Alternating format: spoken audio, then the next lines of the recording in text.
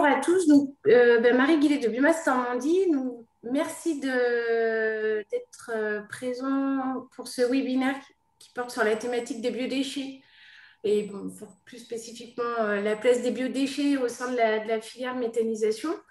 Donc ce webinaire il est organisé dans le cadre des deuxièmes rencontres régionales de la méthanisation qui sont un événement porté dans le cadre du Méta Normandie, qui est le programme d'animation de la filière méthanisation en Normandie, qui est un programme animé à la fois par la Chambre régionale d'agriculture, Novéatech et Biomasse Normandie, et c'est un programme qui est soutenu par l'ADEME, la région, les syndicats d'énergie, et puis il y a également d'autres partenaires avec qui on travaille sur cette filière, qui sont les gestionnaires de réseau et puis les services de l'État. Cet événement-là, sur les deuxièmes rencontres régionales, elle s'est étalée tout au long de la semaine avec un événement forcément 100% digital. Donc, il y a eu une matinée qui a été consacrée à l'état des lieux, le droit à l'injection et puis l'acceptabilité. Donc, ça, c'était mardi matin. Et puis ensuite, il y a eu 4 webinaires qui se sont déroulés du mardi donc à ce matin. Sur la thématique du Digesta mardi, du financement mercredi, sur le bio-GNV jeudi et aujourd'hui, donc pour finir cette semaine méthanisation, un webinaire plus spécifiquement dédié aux biodéchets. Je pense que tous les supports et les échanges seront disponibles parce que tout a été enregistré.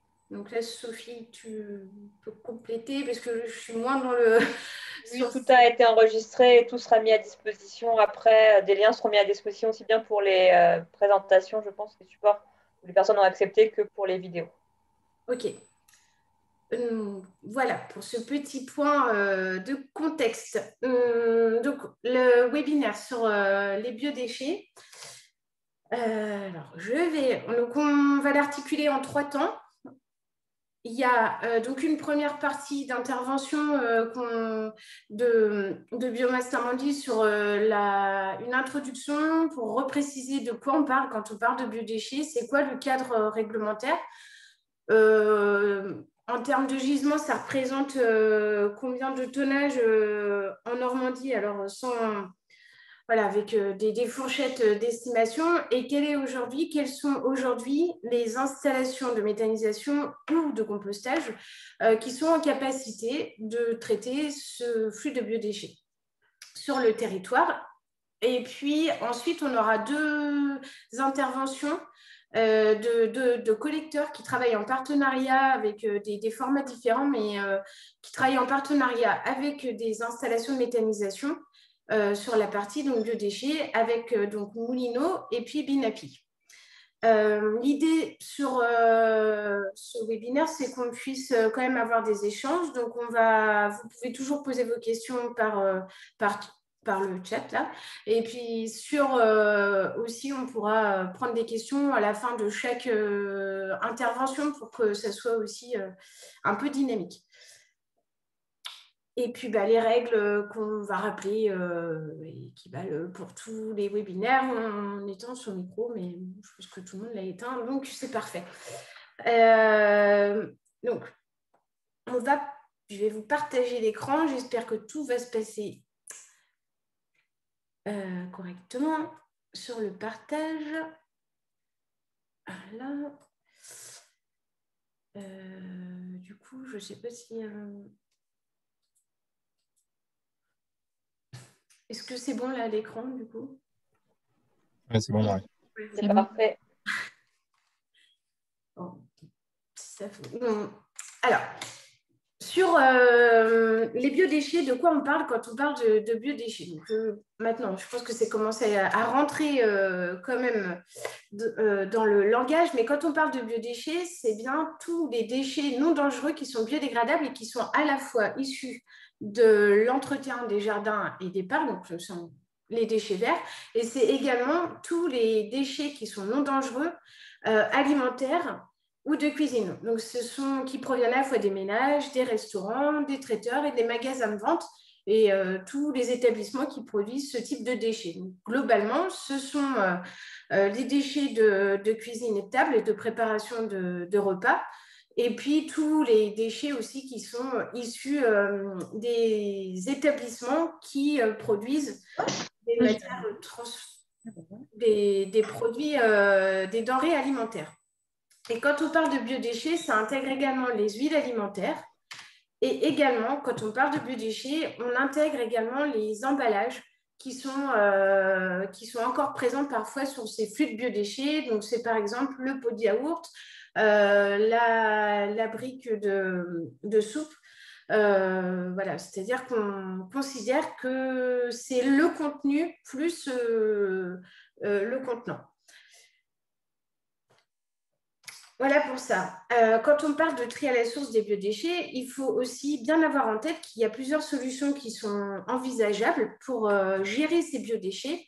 Donc, le tri à la source, il peut être, donc ça peut être réalisé soit on fait le tri chez soi ou chez celui qui produit le biodéchet et on le gère directement sur le site par ce qu'on appelle la gestion in situ, par le biais le plus souvent de systèmes de compostage, donc soit des composteurs individuels, soit des composteurs collectifs, soit des composteurs électromécaniques. Donc, il y a différents systèmes.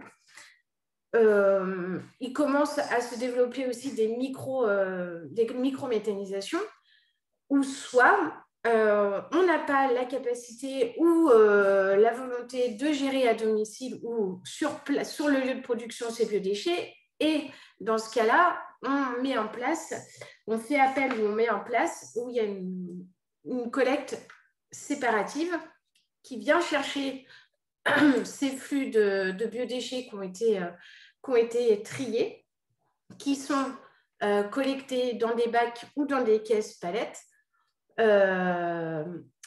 Et ensuite, une fois que ces biodéchets sont collectés par un prestataire agréé et qui propose ce service, ou par un service en régie pour une collectivité, si c'est le cas, ensuite, ces flux, une fois collectés, doivent rejoindre une filière de valorisation, donc soit par compostage, soit par méthanisation. Aujourd'hui, on ne rentre pas dans les différents systèmes de collecte parce qu'il y a différents systèmes, porte-à-porte, apport volontaire, etc. Ce n'est pas l'objet, mais en tout cas, c'est bien d'avoir ça en tête. Donc, quand on parle de tri à la source, il faut bien avoir en tête que soit on le gère sur le lieu de production, soit il y a des collectes dédiées qui sont mises en place et ensuite, s'il y a des collectes dédiées, ça doit rejoindre une filière de traitement qui permet la valorisation agronomique, donc soit par compostage, soit par méthanisation.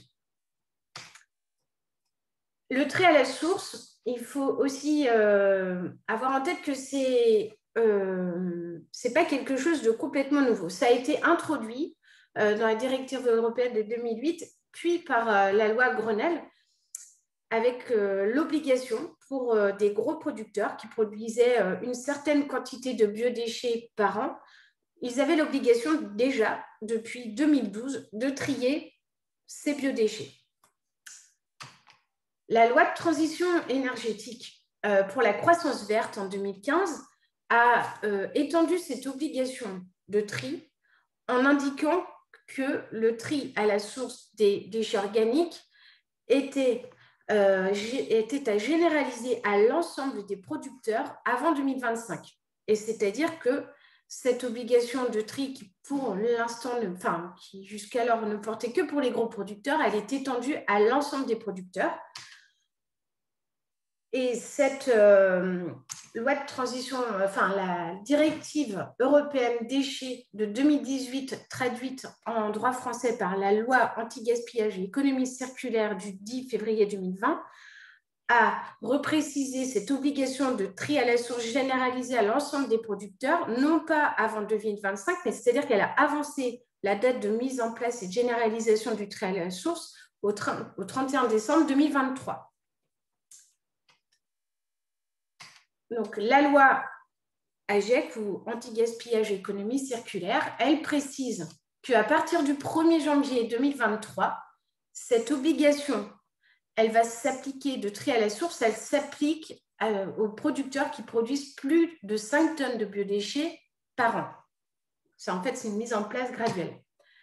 Et qu'au plus tard, à partir du 31 décembre 2023 au 1er janvier 2024, cette obligation de tri à la source, elle est étendue à l'ensemble des producteurs de biodéchets, donc l'ensemble des usagers, donc y compris les ménages,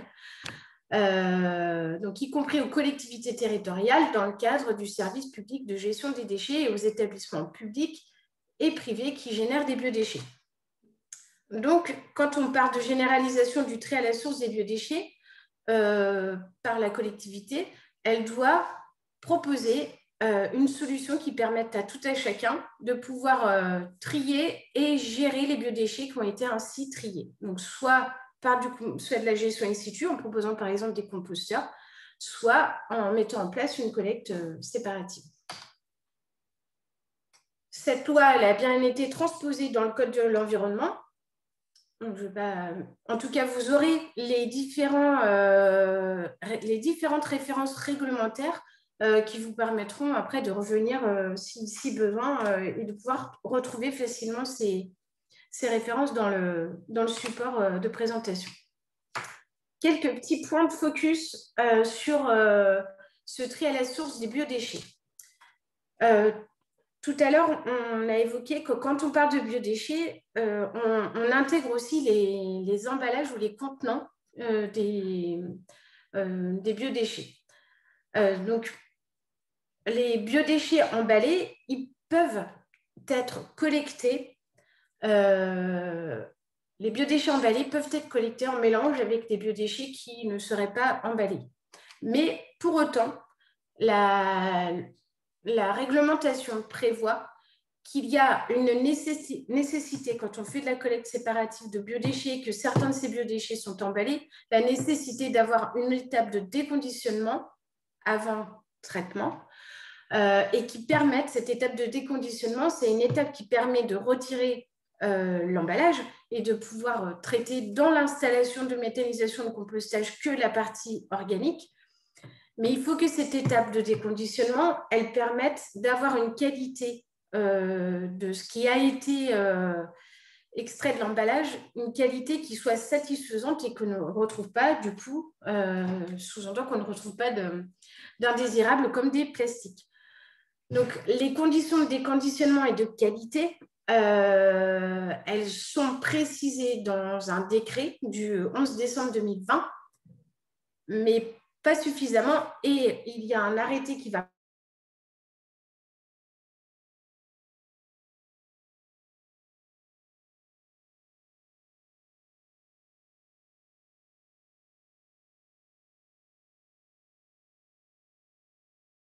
les biodéchets qui sont triés à la source et la possibilité de mélange avec d'autres flux qui n'auraient pas été triés à la source, parce que ça, c'est un point important quand on parle de biodéchets à traiter dans un méthaniseur.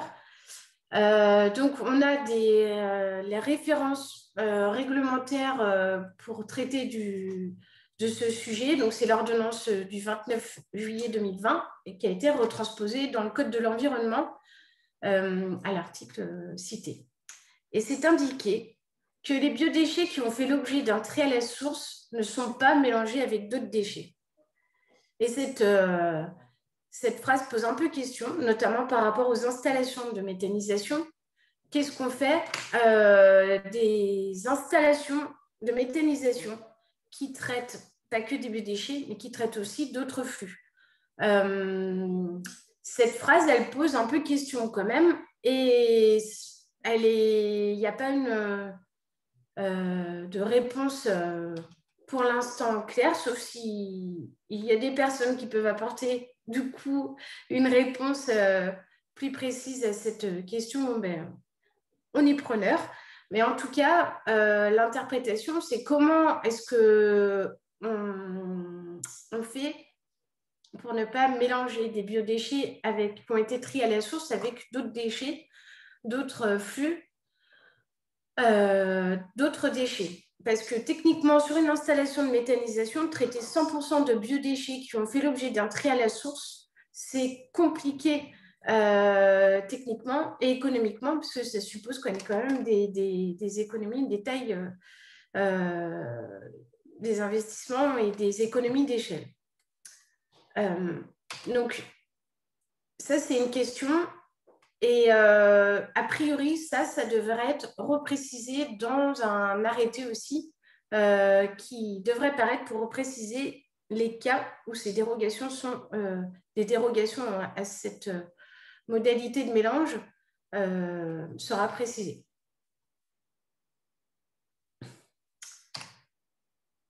Voilà pour ce petit point réglementaire. Donc, c'est important de bien avoir ces différents éléments en texte, parce que là, il y a quand même beaucoup d'évolutions réglementaires qui sont en cours sur ces aspects très à la source des biodéchets. Ensuite, quand on parle de biodéchets, une petite estimation de ce qu'on pourrait attendre en termes de gisement de biodéchets en Normandie. Les biodéchets aujourd'hui, ils sont très présents dans ce qu'on appelle la poubelle noire ou les ordures ménagères résiduelles. Et ils sont produits. Donc, dans cette poubelle noire, c'est les déchets qui sont à la fois produits par les ménages, mais aussi par une partie des producteurs qui ne sont pas ménagers, par exemple une école primaire. Donc, dans notre poubelle noire, aujourd'hui, les biodéchets, ils représentent 38% du sac. C'est à peu près 90 kg par habitant et par an. Ça, ce sont les données issues du dernier Modécom, qui est une technique qui permet de caractériser le contenu, de caractériser d'un point de vue quantitatif, mais aussi qualitatif, le contenu de la poubelle noire. Et donc, il y a eu un Modécom qui est sorti très récemment, qui a été publié par l'ADEME, en 2020, et donc qui indique cette proportion de biodéchets dans notre poubelle noire, donc 38%. Il y en a une partie déjà de ces biodéchets qui sont déjà triés en compostage de manière qui sont triés à domicile et gérés à domicile via du compostage ou l'alimentation animale. Donc, ce flux de biodéchets, il est aujourd'hui encore beaucoup présent dans la poubelle noire et il est géré par le service public. On a aussi donc, les producteurs non ménagers qui eux, ne sont pas desservis par le service public, mais qui doivent gérer eux-mêmes, via l'intermédiaire de prestataires, leurs déchets. Et dont certains producteurs non ménagers, il y en a qui produisent aussi des biodéchets. Ça va être par exemple le cas des grandes et moyennes surfaces, et notamment les hypermarchés. On peut retrouver, par exemple, des établissements de santé qui sont de taille importante et qui gèrent leurs propres déchets. Donc voilà, on a tout un tas de producteurs non ménagers qui produisent eux aussi des biodéchets. Une partie de ces producteurs non ménagers avaient déjà l'obligation de mettre en place le tri à la source des biodéchets depuis 2012. Si vous vous souvenez, dans la première slide, c'est les textes de la loi Grenelle.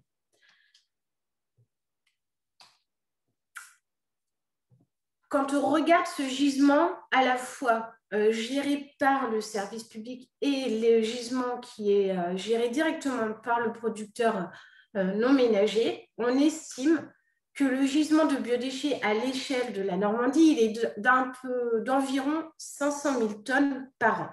Aujourd'hui, ces 500 000 tonnes, il y en a très peu qui font l'objet d'un tri à la source. Il y en a très peu qui sont séparés. Il y en a encore une grande partie qui sont mélangées aux ordures ménagères résiduelles à la poubelle noire. Et c'est tout l'enjeu du tri à la source des biodéchets, c'est d'aller chercher cette fraction organique qui est présente dans la poubelle noire et de l'extraire et de pouvoir la valoriser. Donc, sur ces 500 000 tonnes, on a environ 320 000 tonnes qui sont gérées par le service public. Et si on regarde un peu plus précisément, il y en a sur les 500 000 tonnes, il y a la moitié qui sont produits par les ménages et l'autre moitié qui est produite par des producteurs non ménagers. En sachant que cette estimation de gisement, il faut l'affiner notamment pour la partie des producteurs non ménagers qui ne sont pas gérés par le service public. C'est une estimation. Ensuite, les biodéchets en méthanisation, quel intérêt? Ce sont déjà des substrats qui possèdent un potentiel méthanogène qui est relativement intéressant. Alors, sur le diagramme, vous voyez en orange, voilà, on a ici les déchets de cuisine et de table qui représentent un potentiel méthanogène d'environ 80 normomètres cubes de méthane par tonne de matière brute, ce qui est supérieur aux effluents d'élevage et ce qui reste malgré tout inférieur à des graisses ou des huiles ou des résidus de culture. Mais il y a quand même un intérêt méthanogène qui n'est pas négligeable. Ensuite, c'est aussi un flux qui peut être intéressant en méthanisation parce qu'on a une constance de production. C'est un flux qui va être généré de manière régulière dans l'année, sauf sur les zones touristiques où là, on va être soumis à des variations saisonnières qui peuvent être un peu plus fortes, mais globalement, ce qui est intéressant pour la méthanisation, c'est que c'est quand même un flux qui est produit de manière régulière.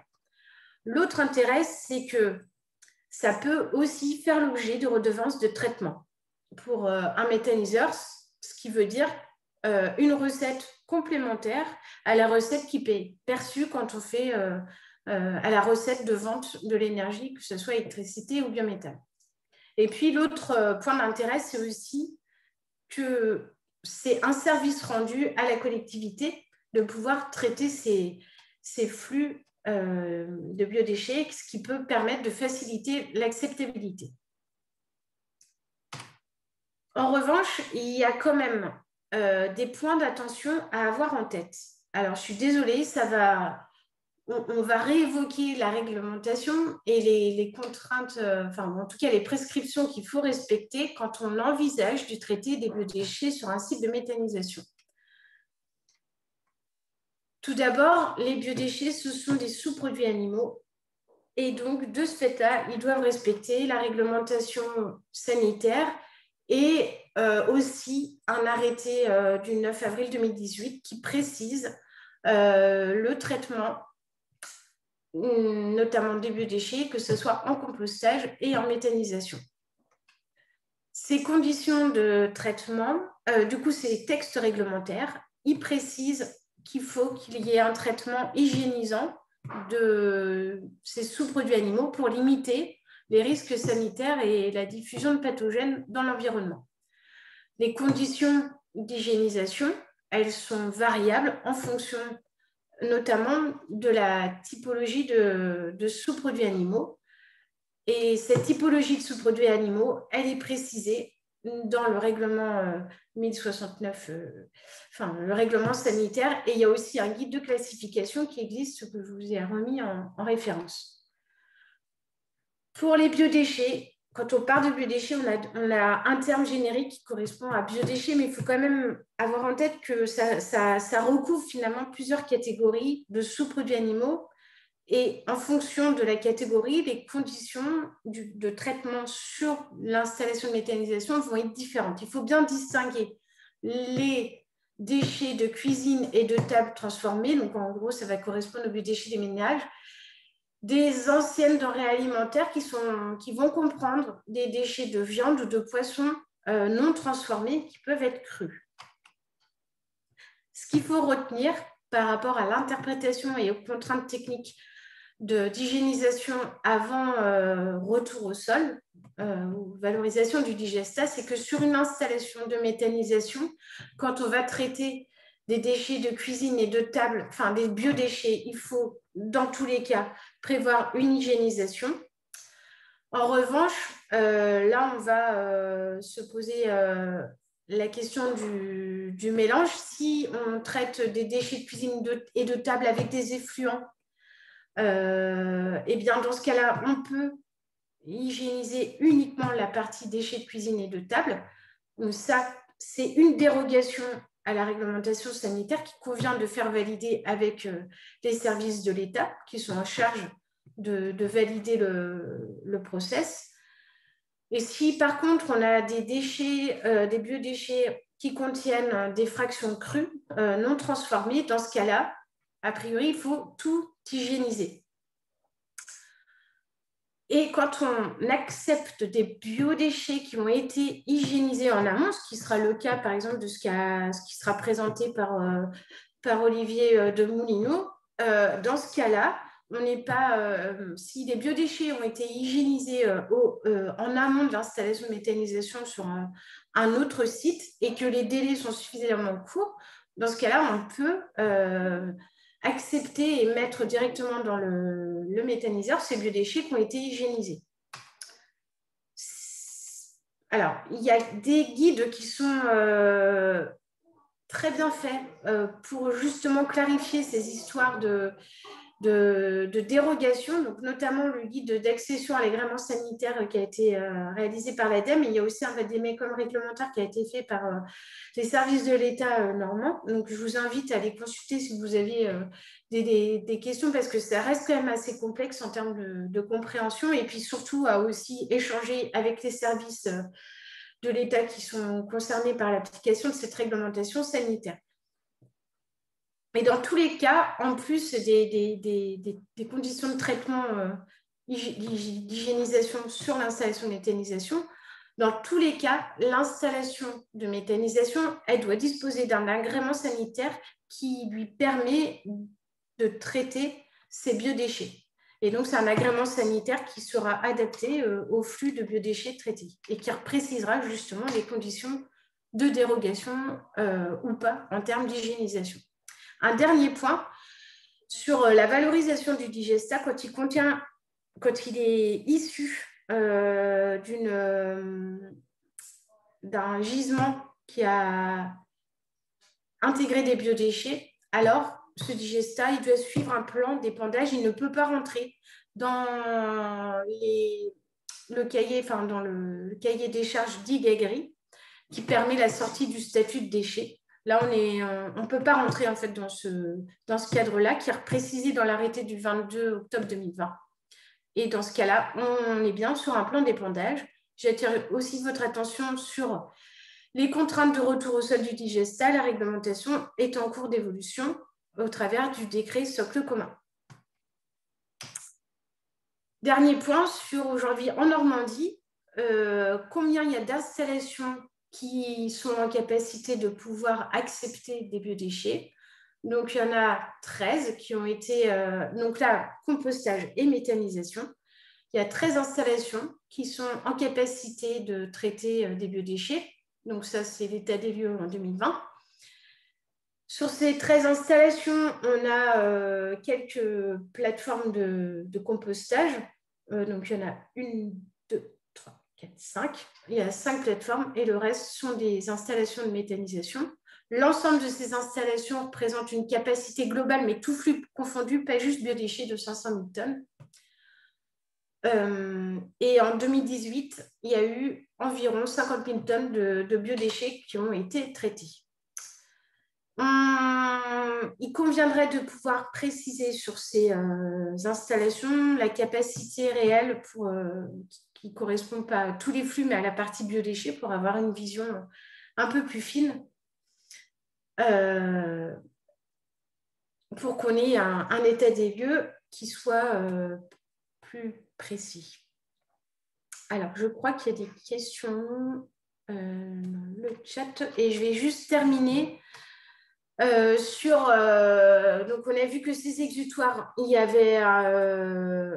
a la nécessité d'avoir d'autres exutoires, que ce soit méthanisation ou compostage, pour pouvoir répondre au flux qui va être plus important de biodéchets dans le cadre de la mise en place du tri à la source des biodéchets. Donc, pour vous repréciser que pour faire face à ce besoin, Il y a des soutiens qui existent pour des soutiens publics à l'investissement, donc soit au travers du FEDER, soit au travers de fonds de subventions attribuées par l'ADEME et la région, soit pour les équipements en termes de déconditionnement, hygiénisation ou d'investissement pour mettre en place des installations de méthanisation.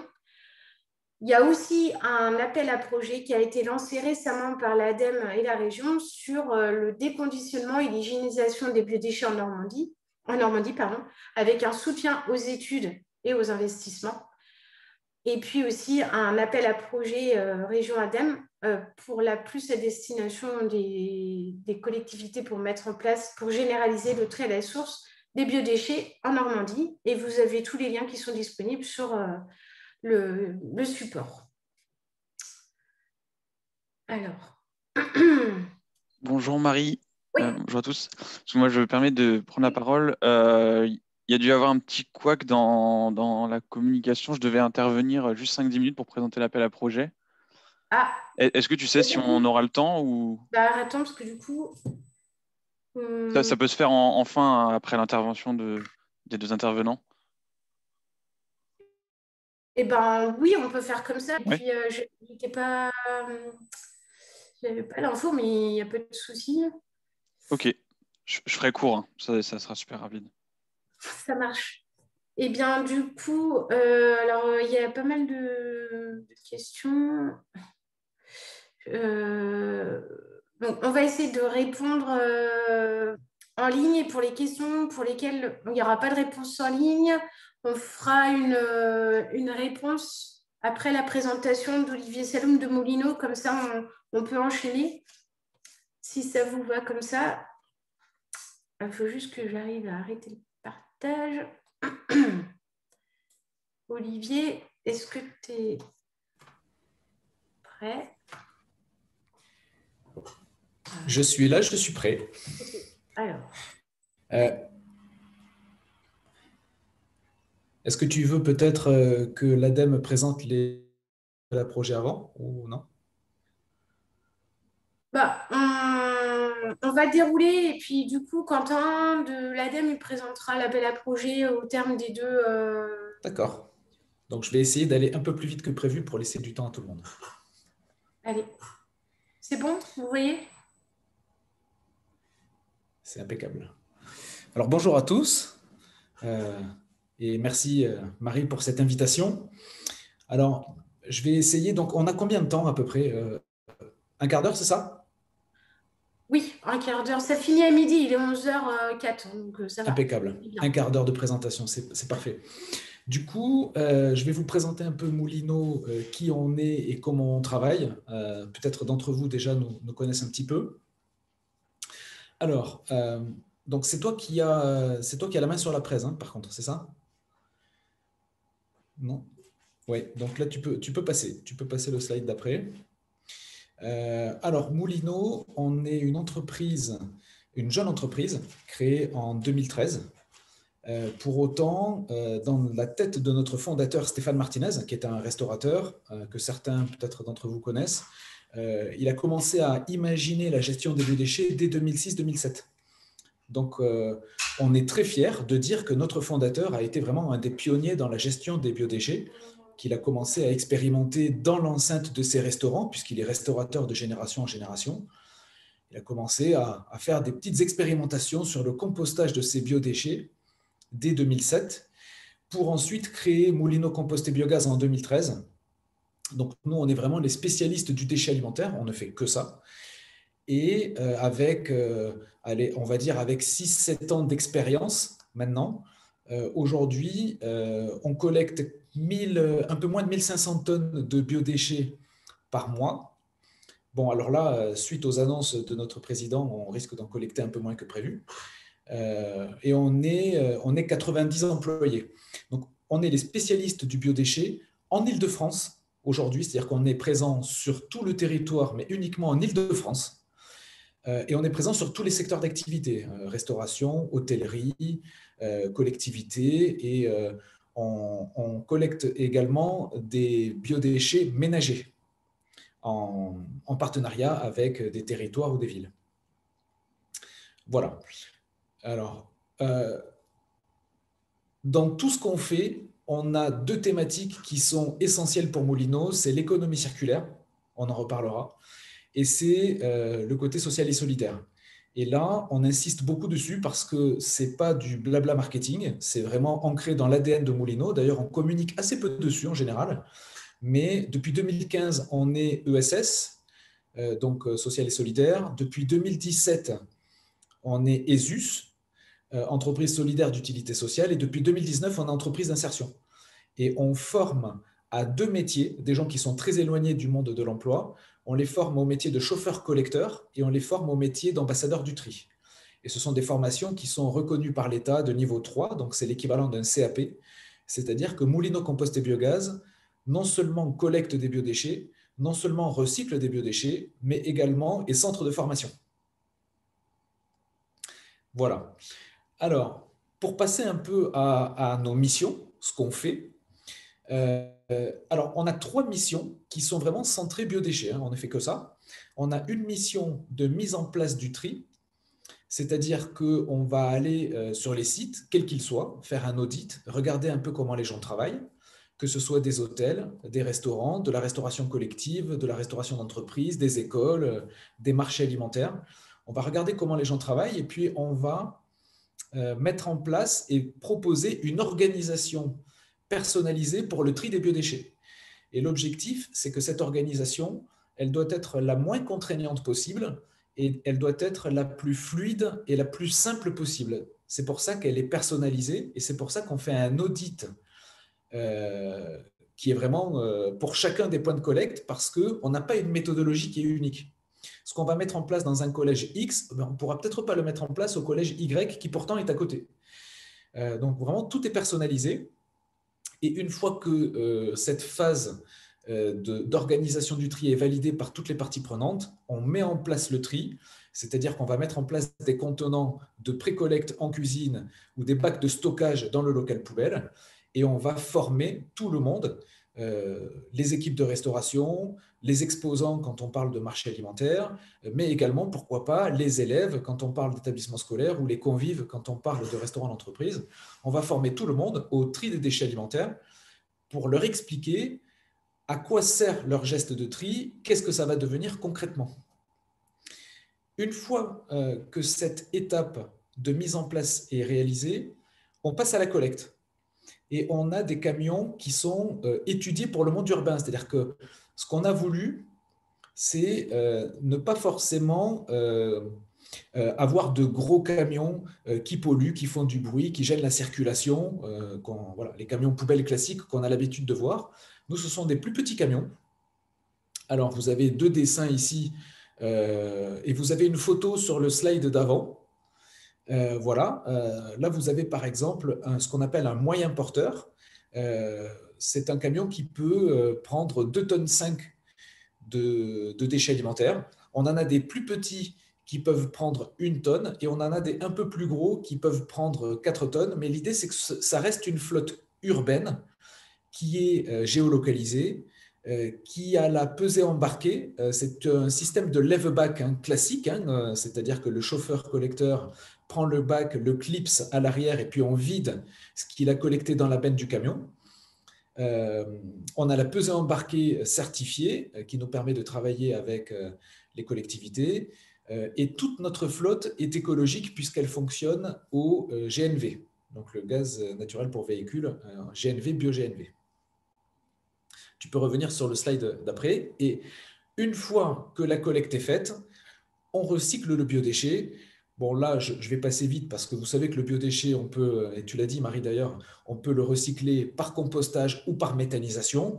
Nous, on fait le choix chez Moulineau de ne pas faire le choix, justement. C'est-à-dire qu'on pense qu'il y a tellement de déchets alimentaires qui sont produits de toute façon qu'on va avoir besoin des 2 filières pour les valoriser. Et les 2 filières sont locales, et apportent des choses. On est dans l'économie circulaire de toute façon dans les 2 filières et c'est ce qu'on va vous présenter. Alors, le slide d'après. Alors, chez Moulineau, on a une méthodologie qui est innovante et qui est unique. On est les seuls à fonctionner comme ça.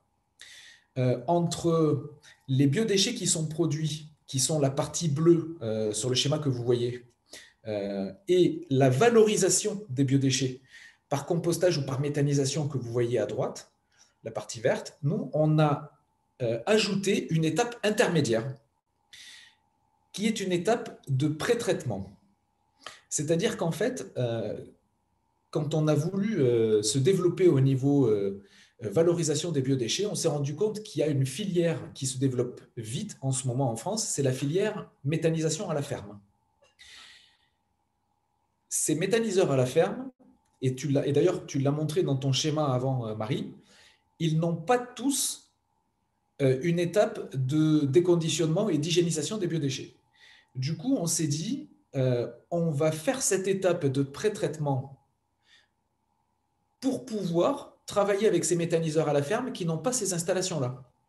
Et du coup, on installe des quais de pré-traitement dont l'objectif est de massifier les biodéchets, de les préparer, donc de les déconditionner, de les transformer en soupe alimentaire, d'hygiéniser cette soupe, dans l'idée vraiment de ensuite faire partir cette soupe alimentaire qui est pure et hygiénisée chez nos partenaires méthaniseurs à la ferme. Et c'est ce qu'on vous montre avec les slides suivants. Donc là, vous avez un exemple de quai de pré-traitement. Il est situé à Stein. Stein, c'est vers le Stade de France. Voilà, ça doit parler à tout le monde. Donc c'est un quai qui fait 6000 m². Vous avez une partie de bureau, hein, c'est la première photo que vous voyez, et vous avez une photo intérieure ici. L'idée, c'est que vous voyez sur la partie droite une trémie dans laquelle les biodéchets sont versés. Donc, il y a vraiment une étape de massification des biodéchets. Si tu vas sur le slide d'après, voilà, là, vous avez les étapes qui sont un peu plus précises. Il y a une étape de déconditionnement, donc c'est la photo que vous voyez en haut à droite. Donc là, c'est une machine qui, en fait, va refaire le tri entre ce qui est alimentaire et ce qui est non alimentaire. Le non alimentaire, elle va l'expulser dans le compacteur, donc c'est ce gros compacteur gris que vous voyez là. Et le déchet alimentaire va être transformé en soupe. Cette soupe, elle va être envoyée dans un hygiéniseur que vous voyez là. L'objectif, c'est de chauffer la soupe à 70 degrés pendant 1 heure pour éliminer certaines bactéries, pas toutes. Certaines bactéries sont très bonnes, on les conserve, mais il y a certaines bactéries qui sont pathogènes, et donc en chauffant la soupe à 70 degrés pendant 1 heure, on les élimine. Et l'objectif, c'est que, et vous le voyez, on a des cuves de stockage, donc c'est la première photo en haut à gauche, vous voyez des cuves de stockage. Dans ces cuves de stockage, il y a cette soupe qui est pure et qui est hygiénisée. Et elle est récupérée par un camion-citerne pour être envoyée chez nos partenaires méthaniseurs à la ferme. Voilà, donc nous, on est les seuls à travailler de cette manière-là. Et en fait, on fait des étapes de pré-traitement pour des partenaires méthaniseurs à la ferme qui n'auront plus que la toute dernière étape à réaliser, c'est l'étape de méthanisation de la soupe. Là, tu peux passer. Alors, pour rentrer un peu dans les détails de ce partenariat qu'on a avec les méthaniseurs à la ferme, donc nous, on a fait un partenariat avec un groupement qui s'appelle Normal Soup. Donc, c'est un groupement qui a de l'humour en plus. On peut travailler toujours avec une pointe d'humour. Ce sont des méthaniseurs qui sont situés en Seine-et-Marne, donc pour la majorité. Et l'idée, c'est qu'on a fait un contrat de longue durée donc, avec eux, de réception pour eux de cette soupe alimentaire qui est pure et hygiénisée. Et en fait, on se rend compte que c'était vraiment un partenariat qui est gagnant-gagnant. Parce que eux, ça leur permet de recevoir de la soupe qui est prête à être méthanisée et qui, comme tu l'as dit, Marie, a un fort pouvoir méthanogène. Et nous, ça nous permet d'être dans une double économie circulaire, puisqu'on a une plateforme de lombricompostage nous-mêmes pour un retour au sol, mais cette partie méthanisation, elle est très importante parce qu'elle permet de créer du gaz, du biogaz, de l'électricité. Nos camions fonctionnent au biogaz, donc il y a un réel intérêt à développer ces deux filières-là. Alors, bien entendu, pour les méthaniseurs à la ferme, il y a certains prérequis quand même. Le premier, c'est d'avoir l'agrément sanitaire SPA3, donc pour les biodéchets. Il y a beaucoup de méthaniseurs à la ferme qui n'ont pas encore cet agrément sanitaire, donc on ne peut pas leur envoyer la soupe. Et puis pour eux, évidemment, il y a quand même des installations de réception de soupe qui sont à mettre en place chez eux, mais qui n'ont, en termes d'investissement, rien à voir avec de la réception de biodéchets, du déconditionnement, de l'hygiénisation. Là, on parlerait de montants très, très importants pour eux. Donc, c'est vraiment un partenariat gagnant-gagnant qui nous permet, et c'est ça le maître mot en fait de toute cette histoire, ça nous permet de reconnecter l'urbain et le rural en fait. Et aujourd'hui chez Moulineau, on pense que ce lien s'est un peu cassé et qu'on a en général plutôt des mondes qui s'opposent entre urbain et rural. Ben, nous, on veut montrer qu'on peut travailler main dans la main l'un avec l'autre. Et j'ai un dernier slide et je laisse la main. En fait, on est en train d'ouvrir un deuxième site en Île-de-France. Alors, le premier site est plutôt au nord de l'Île-de-France, à Stein. Là, on ouvre un site au sud de l'Île-de-France. Et en fait, ce nouveau site, il sera vraiment une vitrine sur tout ce qu'on peut faire sur l'économie circulaire autour des biodéchets, puisque sur un seul et même site, il y aura une base logistique, il y aura le quai de pré-traitement, donc équivalent aux photos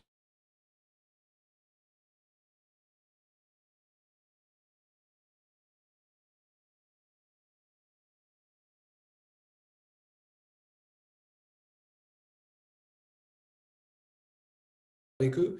Et l'idée, c'est que ce site, il y aura tout sur un seul et même site, en fait, pour vraiment montrer tout ce qu'on peut faire sur le biodéchet.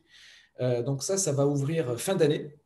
Et on a l'objectif dès l'an prochain de se développer en région. Peut-être, pourquoi pas en Normandie, ça reste à voir. Voilà, je pense qu'au niveau du timing, j'ai été correct, à la minute près. Est-ce que ça te convient, Marie? Oui, c'est bon. J'arrivais plus à brancher le micro, mais impeccable en termes de timing. Parfait. Après, il y avait des petites questions. Donc, comme ça, on va avoir le temps d'avoir des réponses en direct. Il y en a qui te concernent directement, donc je te laisserai y répondre. La première, c'était est-ce que la soupe peut être envoyée sur des installations, des stations d'épuration? Et donc Alors, là, non. Enfin, vas-y, si tu veux répondre, mais... ben vas-y, non, vas-y, excuse-moi, je te laisse répondre. Je n'ai plus le texte, l'arrêté en tête là, mais je sais que je pense qu'il y a des gens parmi ceux qui participent qui peuvent peut-être donner cet arrêté, mais en tout cas, ça, c'est pas possible parce que c'est toujours la question des sous-produits animaux qui arrivent en tête de station d'épuration. Donc voilà, mais ça, on pourra vous redonner Oui, Voilà, au besoin, si je peux me permettre, Oui. et Édouard Venezvik de l'entreprise Moulineau, en fait, ça fait écho tout simplement aux prescriptions réglementaires que vous avez très bien évoquées en introduction, qui stipulent qu'en fait, un biodéchet ayant fait l'objet d'un tri à source ne peut pas être mélangé avec d'autres types de déchets. Et donc, du coup, de fait, effectivement, des bouts de stations d'épuration urbaine n'ont pas fait l'objet d'un tri à source et de fait ne peuvent pas être mélangés à ces biodéchets. Et à l'inverse, pour répondre aussi à l'interrogation qui était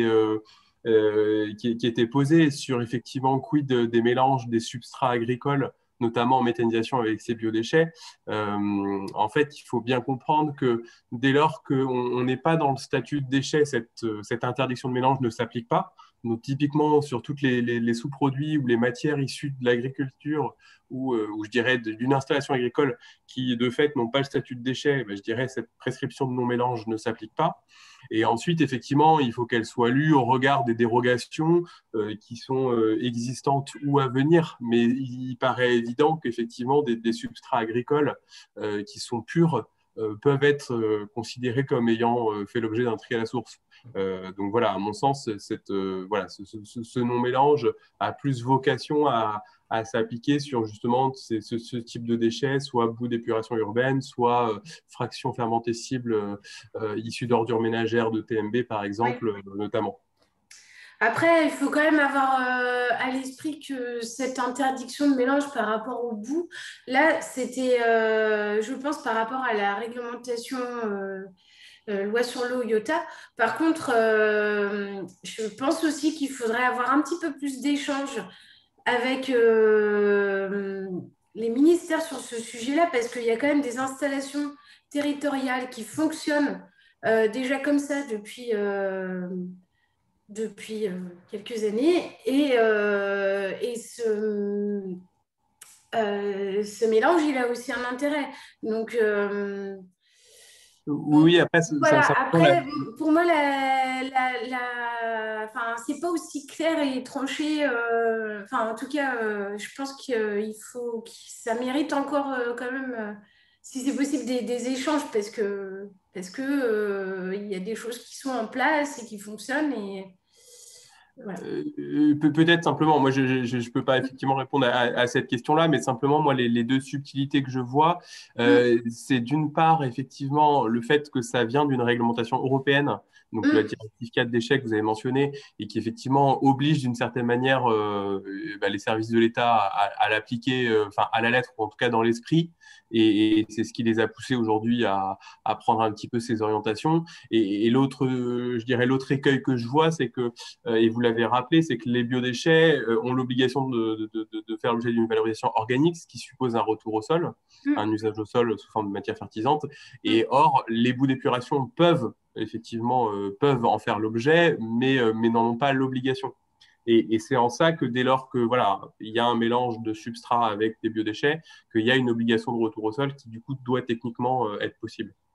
Oui, après, les boues en Normandie, elles sont essentiellement épandues ou retournées au sol après compostage, ce qui n'est pas forcément le cas sur des territoires où il y a une grosse densité et ce retour n'est pas possible. Après, on verra aussi comment s'oriente le décret socle commun et puis les seuils. Bon, voilà. En tout cas, ça sera un sujet à suivre attentivement. Après, il y avait des questions peut-être plus techniques et qui sont là directement, Olivier, pour toi. Est-ce que cette soupe est directement pompable ou est-ce qu'elle doit être broyée une nouvelle fois? J'imagine que c'est par rapport aux 12 millimètres imposés par... En fait, je vais même laisser répondre Edouard, puisque Edouard est notre spécialiste valorisation, et donc il aura des réponses plus techniques que moi. Ok.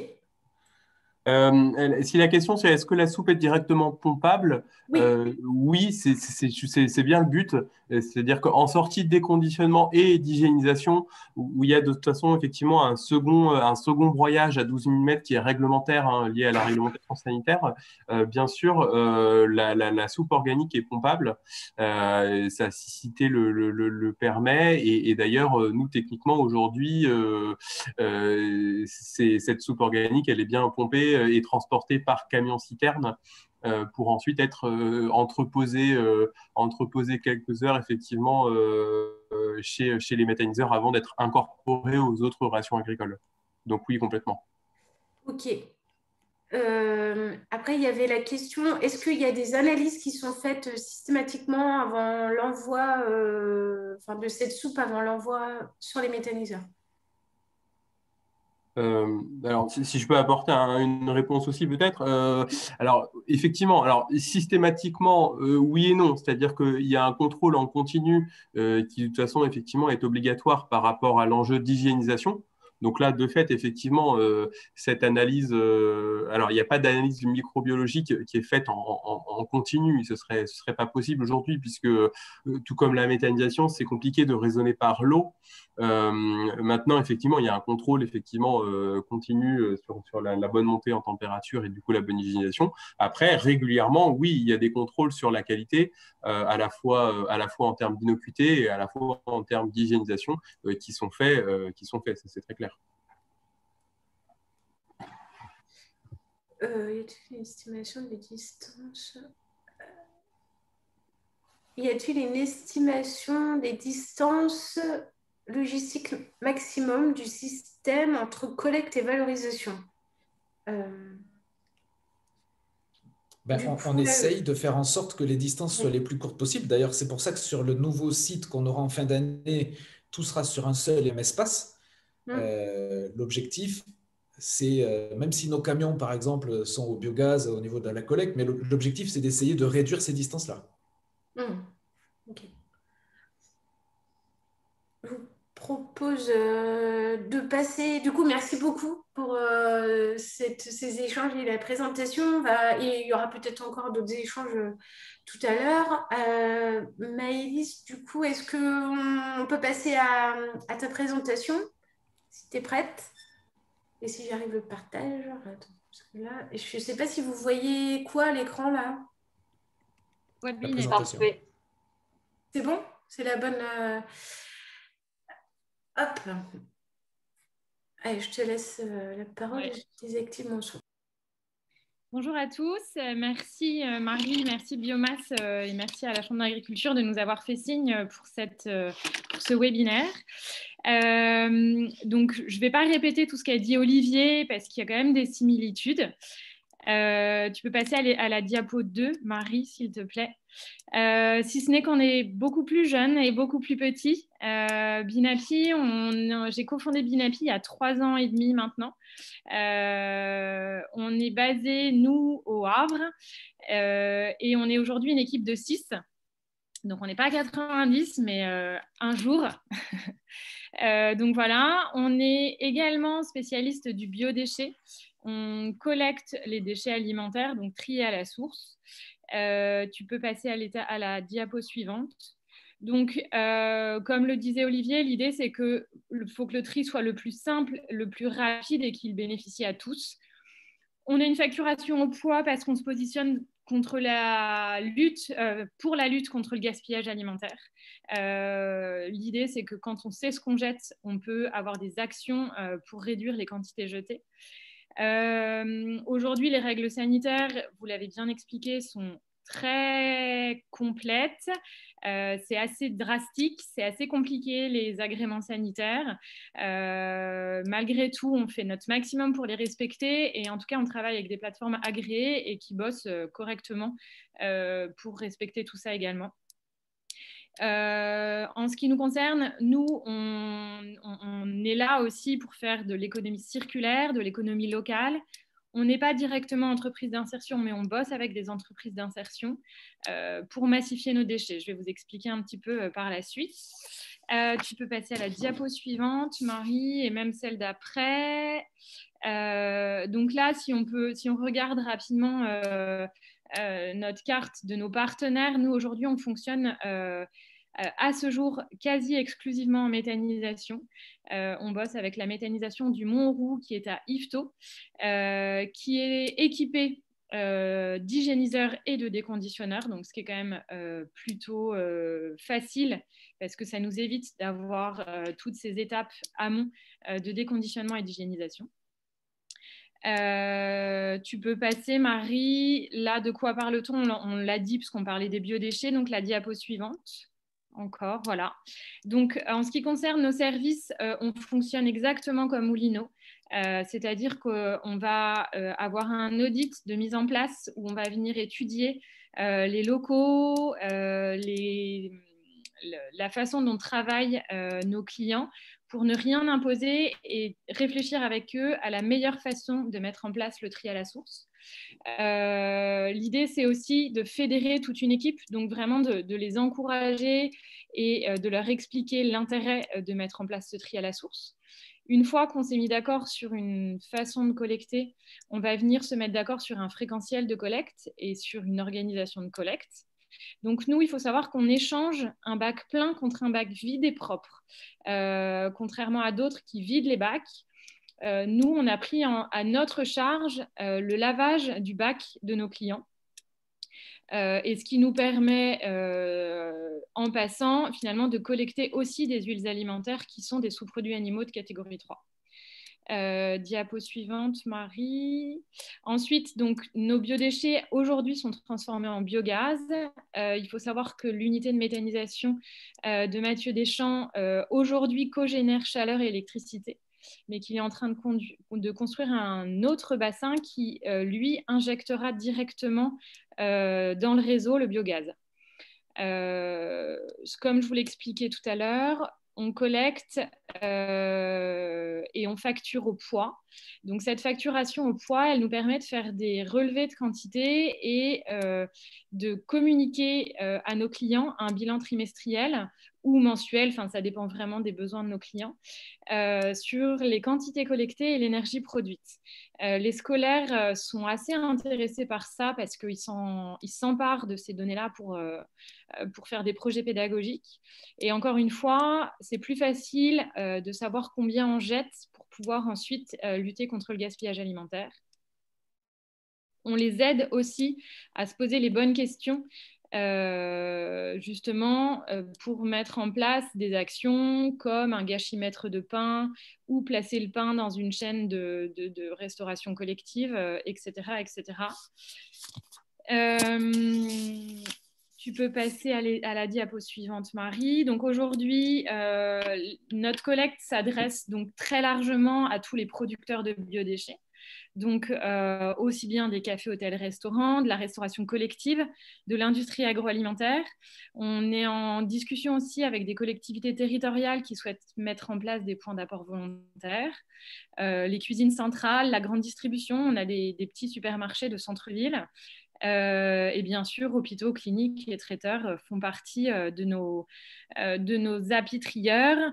Les particuliers, pour le moment, nous, on n'en a pas, mais on est en pleine réflexion justement sur des appels à projets de l'ADEME et de la région pour mettre en place des expérimentations dans certaines collectivités. Ensuite, nous, comment on fonctionne? Donc, je te laisse passer à l'étape suivante, Marie. Aujourd'hui, donc, quand on collecte nos clients, on fait donc un échange de bacs. Ces bacs-là, on les ramène sur notre site de massification. Les bacs, on les vide dans des caisses palettes, donc que vous voyez sur la photo en haut à gauche. Ces caisses palettes-là qu'on emmène sur l'unité de méthanisation. Sur l'unité de méthanisation, elles sont ensuite vidées dans le déconditionneur, parce qu'il faut savoir que même si on vient sensibiliser et former le personnel, des erreurs de tri, il y en aura toujours. Dans les scolaires, un pot de yaourt qui tombe dans les poubelles dédiées aux biodéchets, ça arrive. C'est rarement volontaire, mais parfois les élèves vont vite et voilà, le pot de yaourt tombe dans la mauvaise poubelle. Les supermarchés, on collecte des biodéchets conditionnés, donc ça doit passer par le déconditionneur. Ensuite, c'est hygiénisé. Donc, ce que disait Olivier, c'est que c'est monté en température pendant 1 heure à 70 degrés. Puis ensuite mis dans les bassins de méthanisation où là, la magie opère. Les petites bactéries viennent dégrader cette matière qui vient produire du biogaz. La diapo suivante, donc vous allez voir notre cher Mathieu sur son unité de méta. Notre site où il y a la petite pomme et notre camion qui aujourd'hui roule également au GNV. Ça fait partie des choses qui nous sont chères. L'idée, c'est vraiment de boucler la boucle. On collecte des déchets alimentaires qui, eux, produisent du biogaz. Donc, nous, on roule au biogaz. C'était pour nous une évidence. Notre camion, il est petit aussi et il permet de rentrer, de circuler en centre-ville sans trop de difficultés. On a pas mal de projets, que ce soit sur la Normandie. Alors, comme l'expliquait Olivier, les unités de méthanisation à la ferme, il y en a pas mal qui fleurissent un petit peu partout sur le territoire. Donc, moi, je parlerai du territoire normand. Beaucoup d'entre eux, en effet, ne sont pas équipés d'hygiéniseurs ou de déconditionneurs. Nous, on a de la chance d'avoir Mathieu, donc qui n'est pas très loin de chez nous, donc ça, c'est parfait. Mais on a un gros projet pour 2021, c'est la diapo suivante, Marie, qui est de s'installer en Basse-Normandie sur notre site de Caen. Donc, on est en étude pour le moment, mais l'idée, c'est de développer une plateforme multicanal sur laquelle il y aura un déconditionneur parce que l'ADEME, donc apparemment les appels à projets vont être présentés, mais l'ADEME en ce moment propose des financements justement pour pouvoir s'équiper de déconditionneurs. Et après, voilà, on se laisse le champ des possibles avec de la microméthanisation, du lombricompostage, voire du compostage électromécanique. Donc ça, c'est un petit peu aujourd'hui tout ce qui se fait. Parce qu'aujourd'hui, en Basse-Normandie, il n'y a pas d'unité de méthanisation suffisamment proche de Caen, pouvant hygiéniser et déconditionner la matière. Donc l'idée c'est, alors il y a des projets qui sont en devenir, qui devraient voir le jour dans les prochaines années, qui vont être équipés. L'idée c'est de pouvoir nous installer dès maintenant et d'être en mesure de mettre en place cette collecte pour ensuite envoyer à droite et à gauche les biodéchets déconditionnés. Donc, on n'est pas encore sur de l'hygiénisation, mais voilà, pourquoi pas y venir. Après, voilà, on passe quand même sur un mode qui est quand même plus compliqué quand on parle d'hygiénisation. Il faut savoir qu'aujourd'hui, donc à Caen, il y a déjà une collecte à vélo en mobilité douce. Nous, on vient de développer cette collecte en mobilité douce au Havre avec tout en vélo. Donc ça, c'est vraiment des projets qu'on souhaite voir se développer pour pouvoir permettre même aux plus petits producteurs en fait, de valoriser ces déchets. Parce que cette collecte, elle a un coût. Aujourd'hui, il y a un coût de traitement, il y a un coût de logistique et les petits producteurs qui ont envie de s'investir dans ces collectes-là, dans le tri de leurs biodéchets, sont parfois freinés par le prix. Donc, l'idée de ces collectes en mobilité douce et d'avoir des sites les plus proches possibles en local permettent de réduire les coûts et donc d'offrir au plus grand nombre la possibilité de mettre en place un tri à la source des biodéchets. Voilà. Olivier a dit tellement de choses que voilà, ça n'a pas de sens de répéter. Aujourd'hui, nous, vraiment, notre objectif, c'est de généraliser ce tri à la source, de répondre aux freins psychologiques, parce qu'il faut savoir qu'il y a beaucoup de freins psychologiques dans la collecte des déchets alimentaires. On nous dit mais non, mais on ne peut pas imposer ça à nos équipes, ça va être trop compliqué. Donc voilà, l'idée c'est vraiment d'expliquer, d'accompagner nos clients au long terme, au long cours, pour que les choses soient faciles. On leur propose de mettre en avant leur démarche. Aujourd'hui, il faut savoir qu'il y a de plus en plus une clientèle qui est soucieuse de consommer responsable et ça, les gens en sont vraiment de plus en plus conscients aussi. Donc, l'idée, c'est vraiment de les accompagner dans tout ça. Et notre objectif, c'est d'être un acteur incontournable de la Normandie. Donc là, on commence à s'armer, à se muscler pour être prêt pour justement cette grande échéance de 2023. Voilà, voilà. Ben, merci.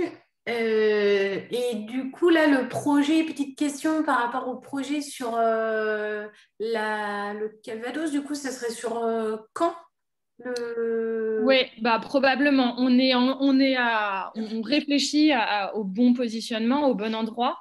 Les déchets n'ont pas vocation à parcourir des kilomètres. Donc, on est en contact avec le CIVEDAC, le syndicat de déchets. Voilà, donc après, on est complètement ouvert. Il n'y a encore aucune décision qui n'a été prise sur la localisation précise du site. D'accord. Et du coup, parallèlement, le CIVEDAC vient de lancer aussi son étude. Enfin, en tout cas, ils ont lancé l'appel d'offres pour retenir un candidat pour faire l'étude de tri à la source. Oui, tout à fait. Sur l'ensemble du territoire. Ouais. Ok, et effectivement, il y a quelques projets de méthanisation en cours par rapport sur le secteur de Caen qui pourrait potentiellement aussi accepter des biodéchets. Du coup, il y avait une question de Olivier. Oui, quel tonnage aujourd'hui? Aujourd'hui, alors on est vraiment en mode dégradé et ce nouveau confinement ne nous fait pas plaisir parce que jusque-là, les scolaires nous permettaient de continuer à nous en sortir un peu. Donc là, bam, ils referment tous pour un mois. En 2019, on a collecté 500 tonnes annuelles. Alors, on n'est pas au mensuel comme vous, Olivier. On était à 500 tonnes annuelles. 2020, je n'ai pas additionné complètement, mais en 2020, on doit être autour de 300 tonnes. Le confinement nous a fait un petit peu mal. Donc voilà, aujourd'hui, on en est là. Quand ça va bien, on est aux alentours. En septembre, on avait eu une bonne reprise. On avait eu des nouveaux clients qui étaient rentrés. En septembre, on était à 7 tonnes hebdomadaires à peu près. Donc normalement, si tout va bien, on devrait pas mal augmenter nos tonnages à la levée du confinement. Est-ce qu'il y a d'autres personnes qui ont des questions? Vous pouvez les poser peut-être directement, que ce soit à Binepi ou Moulineau. Moi, pardon, j'avais une question simplement sur l'installation de Mathieu Deschamps, que je connais un petit peu, pour connaître les équipements d'hygiénisation et de déconditionnement, si on pouvait en savoir un petit peu plus, si jamais c'est pas indiscret, mais sinon, au besoin, je regarderai. En déconditionnement? Oui, notamment. Alors, il est en train de changer là. Normalement, il devrait avoir un nouveau déconditionneur normalement avant l'été. Pardon? Non, je dis FlexiDry, non, de mémoire? Alors, il était en FlexiDry jusque-là et là, il change. Là, il change. Je ne pourrais pas vous dire sur quelle technique il évolue. Mais le FlexiDry a l'avantage d'avoir un tri fin, mais d'avoir une cadence qui est quand même assez réduite. Et Mathieu, ses volumes augmentent quand même pas mal. Donc, il a besoin, là, lui aussi, d'avoir un déconditionneur qui est en mesure de traiter ce qui rentre chez lui, quoi. D'accord. Ok, entendu, merci. Est-ce qu'il y a d'autres questions? Sinon... Oui, moi je voulais poser une autre question à Maëlys. D'ailleurs, je voulais vous féliciter. Franchement, je trouve que c'est vachement bien ce que vous faites. Et il n'y a pas de question de tonnage. Hein. Nous, quand on a commencé avec un petit camion et on collectait quelques kilos par jour. Hein, donc, il faut bien démarrer. Mais je vous souhaite beaucoup de succès. C'était une question sur la tarification à la tonne, parce que c'est vrai que nous, chez Moulineau, pour être transparent, quand on a démarré en 2013, on était en tarif à la tonne. Et je voulais savoir, bon, du coup, on a changé de mode de facturation, mais je voulais savoir un peu, vous, quelle était la fourchette ou comment ça se passe, parce que quand vous collectez de petits sites qui vous donnent 10, 15 kilos par semaine, par exemple, un tarif à la tonne à la fin du mois, est-ce que ça vous permet de réussir à en vivre, en fait?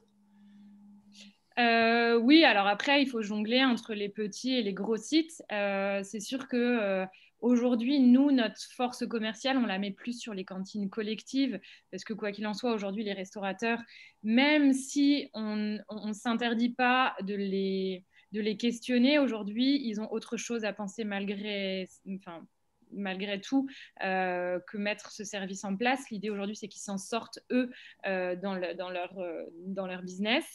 Nous, aujourd'hui, la facturation à la tonne, c'est très variable. On va de 70 € tonne à 120 € tonne, par exemple, sur des produits très conditionnés. Et ça, c'est pour la collecte uniquement? Pour le traitement à la tonne. À ça s'ajoute un coût logistique. Ah d'accord, ok. Donc vous êtes en tarif, un tarif forfait en collecte et un tarif à la tonne en valo, c'est ça? C'est ça, oui, tout à fait. D'accord, ok, j'ai compris. Ok. Il y a de nouveaux messages. On est une goutte d'eau. Je pense qu'on est une goutte d'eau parce qu'aujourd'hui, donc la question c'est, vous avez une idée pour les méthanisateurs à la ferme du pourcentage des intrants que vous pouvez représenter pour eux? Alors, en tout cas, pour Mathieu Deschamps, je sais qu'on est une goutte d'eau parce que déjà, lui, il a beaucoup d'intrants propres. C'est une méthanisation agricole. Lui, il est éleveur porcin. Il a donc tous ses fumiers et ses lisiers déjà à mettre dans sa méta. Il a également des céréales, donc il a ses déchets de céréales. Et il traite aussi directement avec beaucoup d'industries agro. En direct, il bosse avec Veolia, avec Suez, donc il bosse avec beaucoup de monde. Donc aujourd'hui, je sais que nous, on est vraiment une goutte d'eau pour ce qu'on lui apporte. Je ne saurais pas vous dire le pourcentage, mais je pense qu'on est en deçà de 10% avec quasi certitude. Ok. il y avait une question aussi sur doit-on réglementairement hygiéniser les biodéchets en 24 ou 48 heures? Donc ça, c'est aussi précisé dans le cadre de l'agrément sanitaire. Et l'idée, c'est quand même que ça soit hygiénisé très rapidement parce que c'est des déchets très fermentescibles et qui peuvent vite se dégrader. Et qu'il faut aussi, en termes de nuisances olfactives, les traiter rapidement. Donc 48 heures, c'est max. Ouais. Et ce qu'il faut savoir, en fait, parce que nous, on est en plein dedans et on est en plein dialogue avec la DDPP, ce qui n'est pas toujours évident, il faut savoir que l'hygiénisation des biodéchets, elle doit être traitée en 48 heures max quand on est sur un site de traitement. Mais il faut savoir qu'il n'y a pas de durée limite d'entreposage. Nous, aujourd'hui, on est en cours d'agrément d'entreposage. Et quand on collecte et qu'on massifie nos déchets, on n'a pas de limite de temps. On a juste comment dire, un droit de... Je cherche l'expression, mais on a une limite de... Comment vous dire? On n'a pas... L'idée, c'est que nos biodéchets ne doivent pas se dégrader en sous-produits animaux de catégorie 2. Mais si on prouve qu'on a une maîtrise des températures et une maîtrise de notre entreposage, on peut très bien dire que nos biodéchets, si on a un mois à moins 20, alors il ne fait pas moins 20 en Normandie, mais c'est pour vous dire que en fait, on pourrait, nous, stocker nos biodéchets pendant un mois si on était sûr qu'eux ne passaient pas en catégorie 2. Alors qu'une fois qu'ils arrivent sur l'unité de traitement, là, pour le coup, il y a une deadline de 48 heures à respecter. Mais en entreposage, on n'a pas de deadline limite, quoi. On peut entreposer autant de temps qu'on veut, tant que ça ne se dégrade pas en sous-produits animaux de catégorie 2. Oui, du coup, il faut quand même aller vite. Oui, il faut aller vite. Ouais. Mais enfin, voilà, il n'y a pas de... Ouais, c'est la petite subtilité dans les textes, quoi. Ok. Quentin, du coup, tu as donc un support. Donc, oui.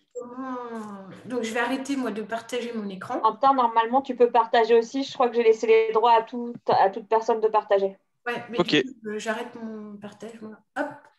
Voilà. Ça marche. Hop. Merci, Maëlys. Alors effectivement, donc, merci à Maëlys et Olivier d'avoir bien introduit le sujet. Donc moi, je vais pouvoir être assez court, rapide et je vais essayer d'être clair. Donc moi, je vais vous présenter rapidement l'appel à projet qu'on a sorti la semaine dernière avec la région Normandie dans le cadre du plan de relance sur le soutien au déconditionnement et à l'hygiénisation des biodéchets en Normandie. Donc là, on est dans le cœur du sujet. Je vais directement rentrer dans le vif de l'appel à projet. Donc, là, j'ai fait une slide qui résume vraiment tout l'appel à projet. Donc, pour nous, l'objectif, c'est d'augmenter la capacité de traitement des biodéchets en Normandie, donc par le déconditionnement et ou l'hygiénisation, dans une logique de cohérence territoriale. Dans cet appel à projet, il y a deux phases. Donc, la première, c'est ce qu'on appelle la phase d'étude préalable. Donc, c'est une étude qui peut être menée en interne. Dans ce cas-là, elle ne peut pas faire l'objet d'une aide. Et si elle est faite par un prestataire externe, dans ce cas-là, il y a une aide qui va jusqu'à 70% en subvention. L'objectif de cette étude, c'est globalement de justifier le besoin d'installer une unité sur le territoire donné et de bien dimensionner le projet par rapport au gisement et aux capacités sur le territoire. Et la deuxième phase, donc en fait, qui est ouverte par l'étude, c'est sur les investissements où là, très simplement, on soutient l'acquisition des équipements de déconditionnement et ou d'hygiénisation et toute la mise en place qui va à côté. Donc, je reviendrai après sur les dépenses éligibles. Et donc là, dépendant de la taille d'entreprise, on va jusqu'à 55% d'aide en subvention.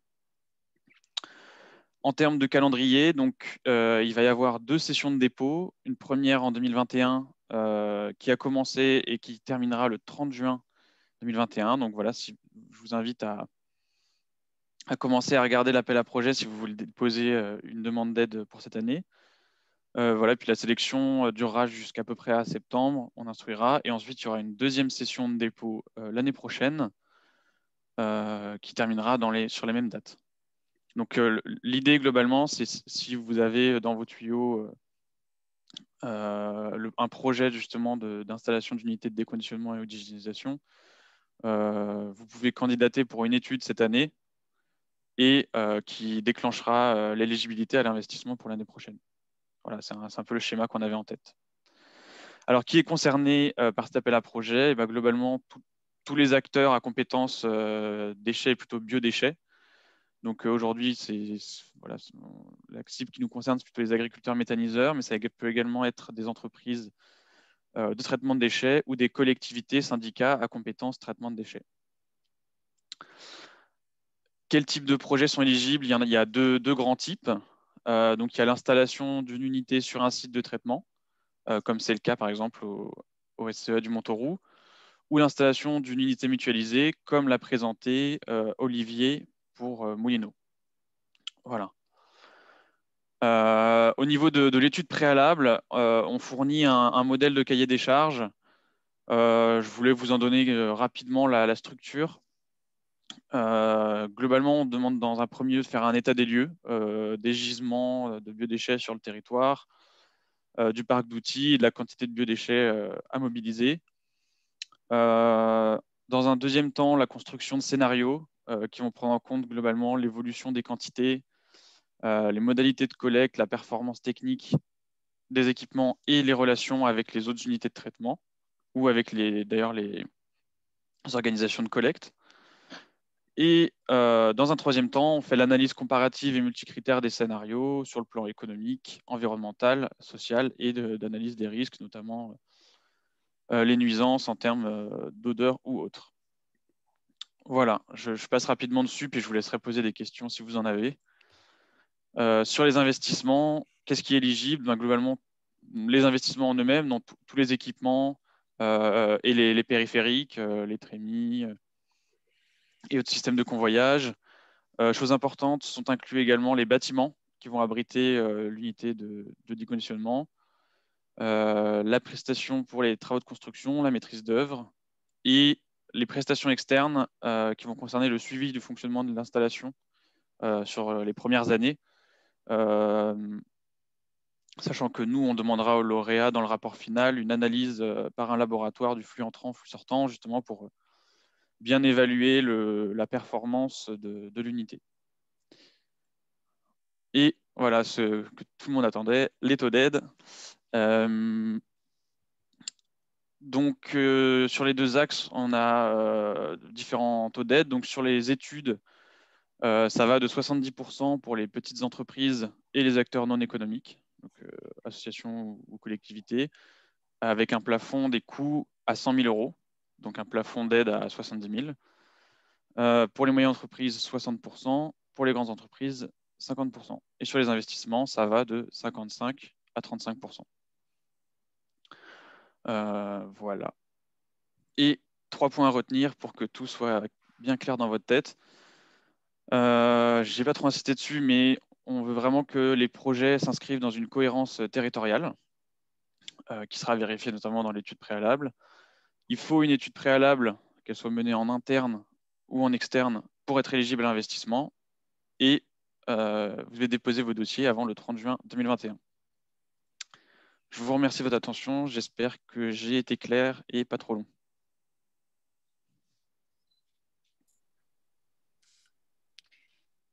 Marie, on pourra avoir la présentation de l'ADEME ou Thomas, est-ce que c'est possible de trouver toutes ces infos-là sur le site de l'ADEME? Oui, alors d'une part, vous aurez le support qui vient d'être présenté. Et d'autre part, il y a sur le support que j'ai fait, à la fin, sur la dernière slide, il y a les appels à projets, que ce soit très la source ou des conditionneurs qui sont listés et sur lesquels les liens ils sont actifs. Donc voilà, tout ça sera donc dispo, il n'y a pas de problème. Ok, super, merci.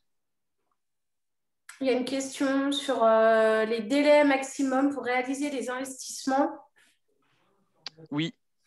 Et ben, il y en a pas, a priori. Voilà, c'est des projets qui vont s'étaler peut-être sur 18 mois, un peu plus, mais il n'y a pas de délai maximum. Ouais. Ah, il y a quelqu'un qui a son micro ouvert. Ok. Est-ce qu'il y a d'autres questions? Moi, j'avais une question, si je peux me permettre. Merci beaucoup, Monsieur Tison, pour votre intervention très intéressante. Je comprends qu'elle s'inscrit effectivement dans le cadre du plan de relance, aussi avec du coup, les nouveaux soutiens. Mais du coup, Oui. je comprends que dans les dépenses éligibles pour ce type d'installation, il y a également le génie civil. Alors, bien sûr, hors les frais effectivement liés à l'achat du terrain, mais je comprends que le génie civil peut être pris en compte, ce qui n'était pas le cas jusque-là, Oui. en tout cas dans certaines régions. Oui, tout à fait. Une partie, en tout cas, ouais, des prestations de travaux de génie civil sont prises en compte. C'est une nouveauté. D'accord, une partie seulement, d'accord, entendu. Mm. Merci beaucoup.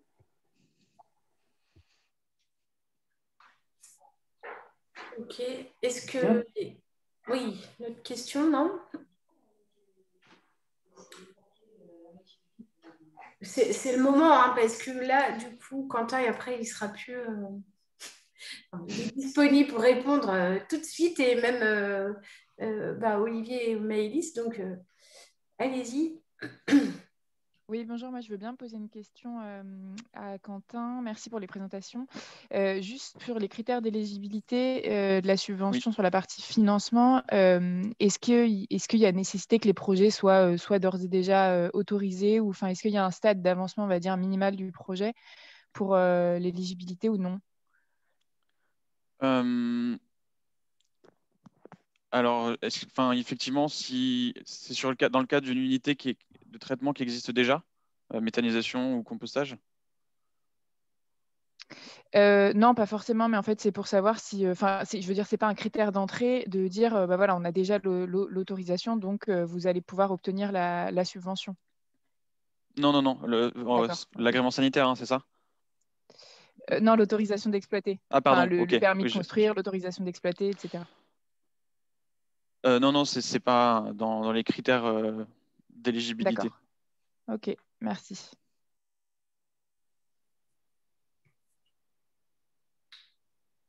Ok. Moi, j'avais une autre question éventuellement, si je peux me permettre, à Monsieur Tison. Allez-y. Alors qui est un peu à moitié hors sujet, c'était en lien avec le deuxième soutien sur l'étude aux collectivités pour déployer le tri à la source. Est-ce que vous sentez que ça bouge du côté des collectivités par rapport à ça? Et est-ce qu'il y a des conditions d'éligibilité justement à ces soutiens, notamment pour la mise en place d'une collecte séparée? Est-ce que, comme on le voit parfois dans certaines régions, est-ce qu'il y a des objectifs de captation de biodéchets à atteindre ou de diminution des OMR avec un solde effectivement dans ce cas-là, ou est-ce que c'est aujourd'hui à ce stade en tout cas dénué d'objectifs de résultats? Alors, je ne saurais pas du tout vous en parler puisque c'est mon collègue Guillaume Schmitt qui est à 100% sur ce sujet-là avec les élus. D'accord. Je peux vous transmettre son adresse mail si vous voulez. Au besoin, oui, je suis preneur. Ouais, merci. Ouais. Après, pour compléter peut-être du coup la question sur les collectivités qui sont engagées, donc je ne sais pas si je peux partager, on a fait une petite carte dans le cadre de notre mission d'observatoire déchets. Les collectivités qui ont soit déjà engagé une étude de tri à la source ou qui ont été ou qui sont lauréates de l'appel à projet et qui n'ont pas forcément encore démarré cette étape d'étude. Donc, voilà. C'est bon, vous voyez la carte? Oui. Oui. Donc, on a... Alors, désolée pour le Civedac, on a grignoté un bout du territoire. Le Civedac, c'est le syndicat de traitement de Caen, donc qui va s'étendre, qui est étendu là, depuis le 1er janvier 2021 sur l'ensemble du territoire lisieux. Là, donc, mais sinon, on a donc des études en cours sur le CEROC et puis le CIRTOM de la région de Flers. Des études qui ont été réalisées sur Grand Métropole et Quatre-Rivières. Alors, il devait y avoir sur Quatre-Rivières une phase d'expérimentation, mais qui est pour l'instant en stand-by. et puis des lauréats sur les agglos, enfin les EPCI en vert. Voilà. Pour compléter en partie cette réponse. Question. Merci beaucoup. Est-ce que... Alors... Oui, non, c'est bon. Je pense qu'on a... Est-ce qu'il y a d'autres questions?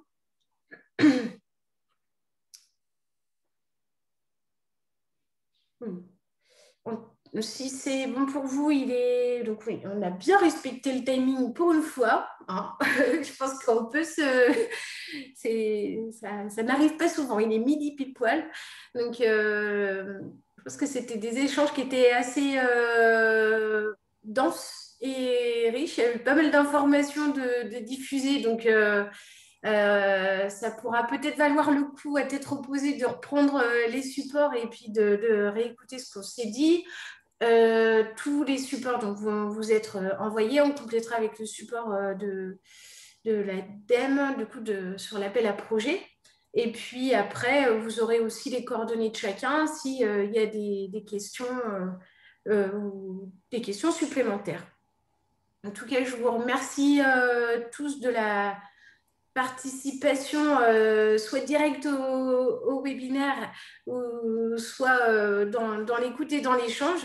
Ces moments, ils sont importants, et notamment sur cette filière qui est quand même à la fois la méthanisation et les biodéchets, qui sont deux filières qui connaissent quand même des changements importants. Donc, c'est bien d'avoir ces échanges, et même si aussi, sur certains points, parfois, on n'a pas encore vraiment les réponses, ou ce n'est pas complètement acté encore, mais en tout cas, ça nous semble important de poursuivre ces échanges-là.